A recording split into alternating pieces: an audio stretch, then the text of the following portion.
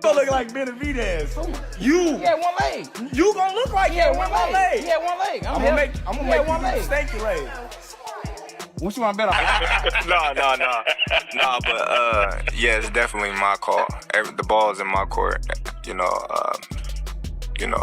What they say, I'm the A side now. Errol gave me an opportunity and a shot at becoming the first male boxer, undisputed, in any division in a 4-belt era. And I honor, Forget the pound-for-pound lists. Forget the titles.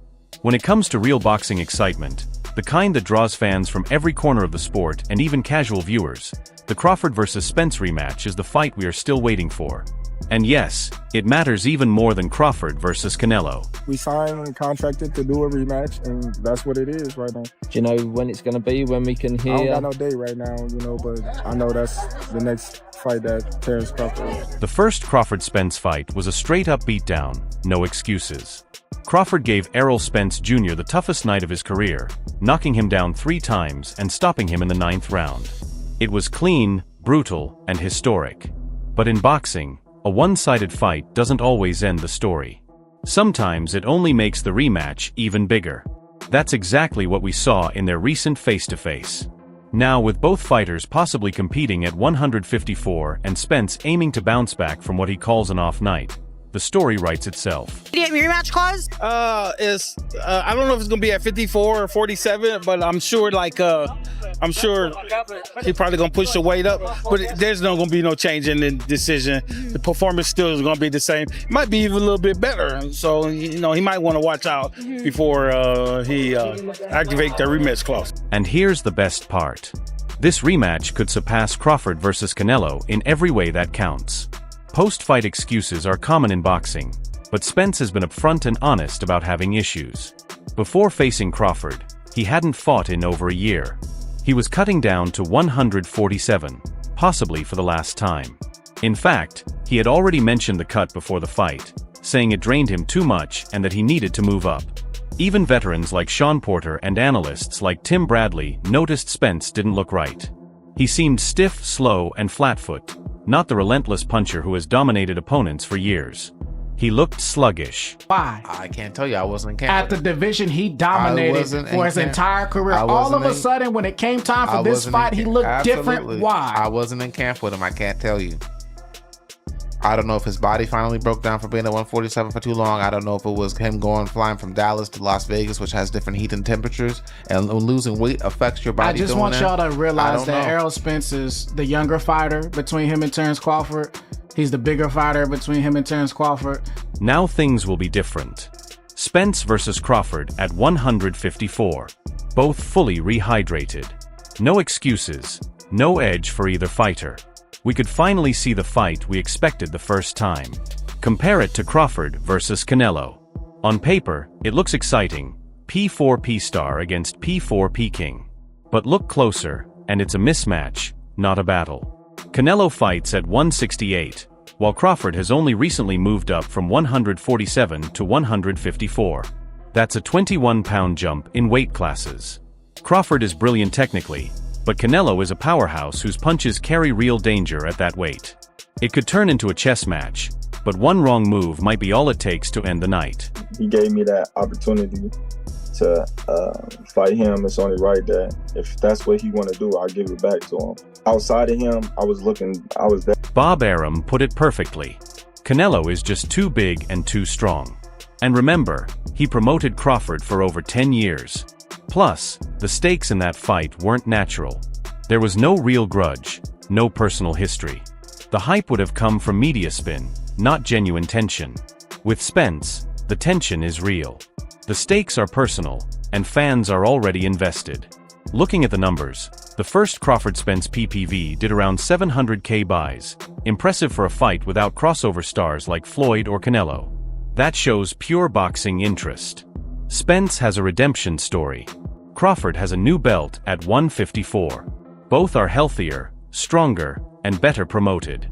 The first fight left unfinished business and emotions running high. To make the fight look different in the second time than in the first time. I do believe that. you know, but that's the only thing that I can actually sense because, you know, I will be on the others. This fight has all the ingredients to reach over 1 million PPV buys, especially if it takes place in Vegas again or at a large stadium in Texas where Spence has a massive fan base. That's more than most of Canelo's recent fights, even outside his trilogy with Triple G. Remember, Canelo vs. Jermall Charlo underperformed, barely hitting 600K buys despite huge Showtime promotion. Crawford Spence carries far more emotional weight. Another change, Terence Crawford isn't just the quiet, keep-to-himself technician anymore. Since the Spence fight, he's shown a new side, talking more, joking, calling out names. He knows his value, and fans are finally paying attention. Look who he beat. Look who he beat. What he did to Spence, and how he did it. That's 3 fights to me. And it took 4 fights out of Spence, right? Yeah, I'm a fighter, so I can tell you when you get punished like that. Yeah, I was there ringside watching the fight. It takes a few years out of you. Don't see the years right now, but it sort of takes something out of that person. He told the media in early 2024 that Canelo wasn't his main focus. He even suggested that the first Spence fight at 154 meant more to him. Talking about a rematch, he said he wants both fighters fully healthy and at their best, so no one can question the result afterward. This isn't about chasing money, it's about chasing legacy. Don't overlook the controversy either. Since the loss, Spence has faced fans saying he's washed, that the car crash affected him, or that his eye surgeries ruined his timing.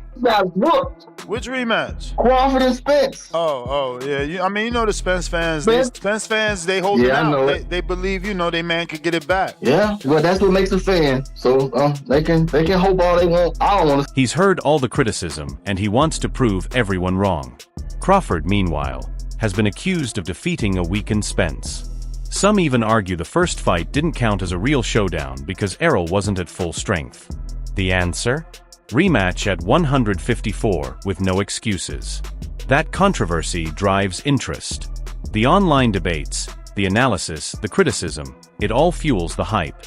That's exactly what draws fans in, and that's what Crawford vs. Spence 2 promises in full. To be great, let him try to be great, you know, so, you know, so I'm with it.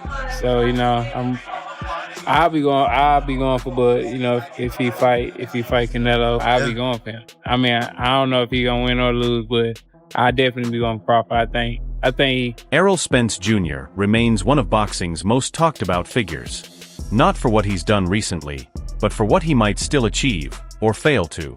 While Terence Crawford chases greater heights, possibly moving up to 168 to face Canelo Alvarez, Spence's path is less clear, caught between redemption and uncertainty.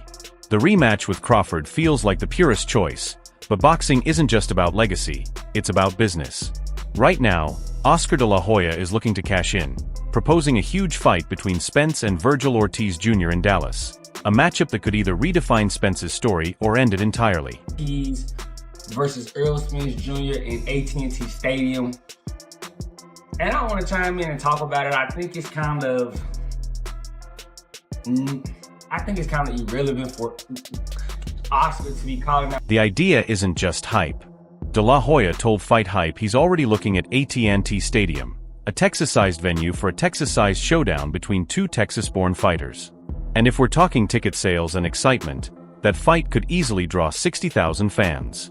Spence is still a hometown favorite in Dallas, while Ortiz is the young, undefeated knockout artist just reaching his prime. Everybody, this is Brian Mazik, aka Unique Mazik, and it is my pleasure to talk to boxing icon, the face of Golden Boy Promotions, multiple-time world champion, Oscar de la Hoya. How you doing today, Oscar?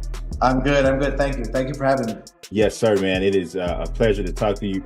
One of the first things that I want to ask you is talk about Virgil Ortiz Jr.'s performance. I'm gonna be honest. I'm gonna be honest with you, Oscar. It's an easy sell, but let's be honest.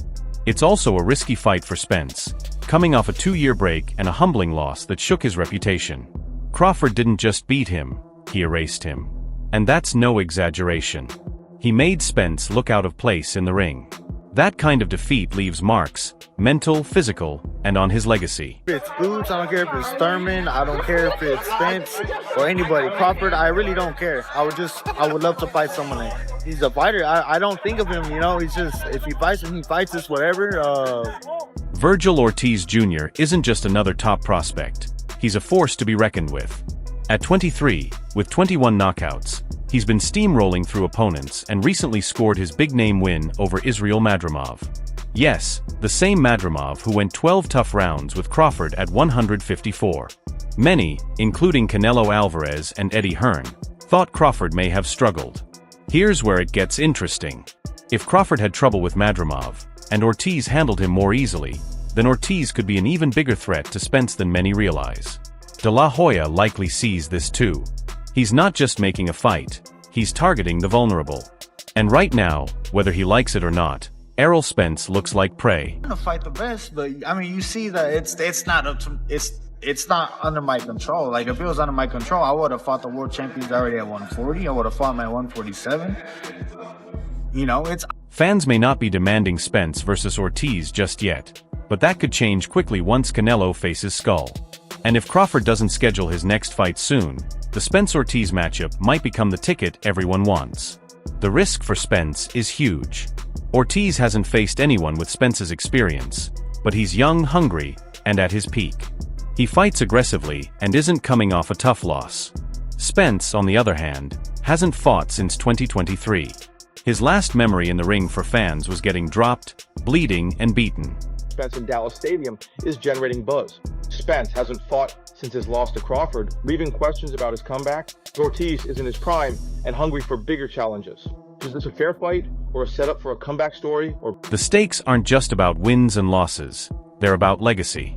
If Spence comes back and beats Ortiz, his value soars, and his redemption story is complete. The Crawford rematch gets even bigger. But if he loses, especially in a decisive way, it could be the end. No rematch, no comeback, no safety net. Just another warning in a sport full of them. That's why De La Hoya wants this fight now. It's not just timing, it's opportunity. Catch Spence before he's retired or broken. Give Ortiz a big-name fight. Tap into the Texas market. Fill AT&T Stadium. And let the headlines take care of themselves. For me, I just don't know that Spence was young enough to take that kind of beating at this point. That's where you have the question marks. I think if Spence was, 25 years old, for argument's sake, that hungry determination can bring you back. But 33, you're rich. You've made him a lot of money already too. And you're rich. It's a bit tougher, I think, to come. Meanwhile, Crawford is facing criticism from none other than Canelo, who claims Crawford doesn't even deserve his undefeated record. In Canelo's view, Crawford lost to Madrimov, or at best, it was a draw. Crawford did win on the scorecards, but the fight wasn't commanding. It was awkward, tactical, and lacked the sharpness seen in his Spence matchup. He got the victory, yes, but he didn't make a statement. That's fuel for Canelo, showing he doesn't see Crawford as untouchable. And let's not forget, Eddie Hearn also weighed in, saying Crawford didn't do enough to earn the belt. Ended the round where he was trying to steal the round, but I just was trying to counter him, but at the same time, he had a good game plan. He had a lot of feints, and I was just trying to dictate when he was going to come, and a lot of times I was wrong. I was touching him up with the jab. I think my jab was beating him up all through the fight, but he landed a couple of right hands. The irony is strong. Crawford dominates Spence, yet faces criticism for a tough win at 154, and now gets flack for moving up to 168, which many say is too big a jump. Meanwhile, Spence is mocked as damaged goods, yet he could step into a sold-out stadium and fight a powerhouse like Ortiz. I wanted to see that immediately after that fight, but now time has kind of ran its course. I want to see Errol. I just don't want to see Errol get done like that. That's all. Yeah, I believe Errol Spence is a generational talent, great fighter. What happened to him against Bud, I don't want to see that. You don't think he'll put up a better fight this time, man, the second time? Crawford isn't just a technical genius in the ring. He's proving to be a master of the story outside it too. His recent comments on the Pound for Pound podcast with Kamaru Usman and Henry Cejudo have stirred the boxing world. When asked about Errol Spence Jr., the man he beat in July 2023, Crawford didn't hold back. He claimed Spence isn't Hall of Fame material and took subtle shots at his record, pointing to what he sees as weak accomplishments and an unimpressive welterweight run. "I could retire right now and be in the Hall of Fame." He couldn't, Crawford said bluntly. Be in the Hall of Fame. Right now? No, how? He fought in one division. He had the WBC, WBA. He wasn't undisputed. He no, wasn't no, undisputed. he wasn't. No, what I'm saying is they already called him a weight bully. He beat Kell Brook coming off of a loss, an eye injury. He beat Sean Porter. In all fairness, he had to go over there to get that. You know what I mean? That's a good win. I'm still a fan. I hope he do well. But like, once it got to the point where I moved up in weight and I'm in the same weight as Spence, it's just like, oh man, you ain't fighting nobody. You this, you that, you this, you that. So now they trying to blemish my accomplishment. He noted that Spence has only ever competed in one division, never unified all the belts, and never became undisputed. People already labeled him a weight bully, he said. Sure, Spence beat Kell Brook coming off a loss and an eye injury. And yes, he beat Sean Porter, Crawford added, downplaying Spence's big wins as unimpressive. To be fair, the stats do give some weight to Crawford's point. Right now? No, how? He fought in one division. They already called him a weight bully. He beat Kell Brook coming off of a loss, an eye injury. He beat Sean Porter. In all fairness, he had to go over there to get that. Like I said, you know what I mean? That's a good one. See why he is who he is. You know? For sure. Rematch? I like the rematch. I want to know how healthy Errol is, and but I think that a lot of fighters that aren't able to make adjustments in real time, they're able to go back to the gym and right a lot of wrongs and come back better. Just to boost him up. I'm like, dude, you're not gonna do that. Because I can retire right now and be in the Hall of Fame. He couldn't. Everything that I've accomplished, he's still trying to accomplish. I don't want to sound like I'm hating on him. I honestly don't know if he make it to the Hall of Fame with the accolades that he didn't got right. Alright everyone, stay tuned for the latest in boxing news, highlights, events, and stories. Subscribe to Glove Lord and turn on notifications so you never miss an update. Be sure to watch our other videos too. Until next time, take care and stay safe.